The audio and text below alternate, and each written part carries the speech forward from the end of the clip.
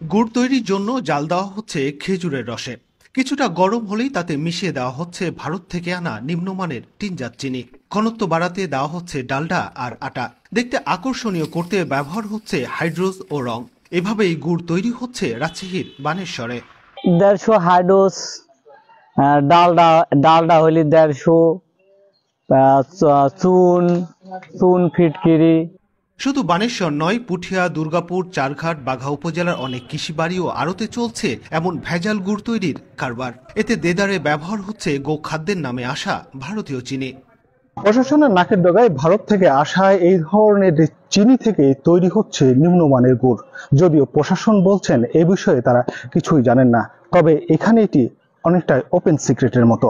নজরদারি না থাকায় ভেজাল গুড় তৈরি বাজারজাত করতে কোনো সমস্যাই হয় না কারিগর ব্যবসায়ীদের। এটা গৃহস্থ নিয়ে যায়, ব্যবসায়িক নিয়ে যেতে পারে।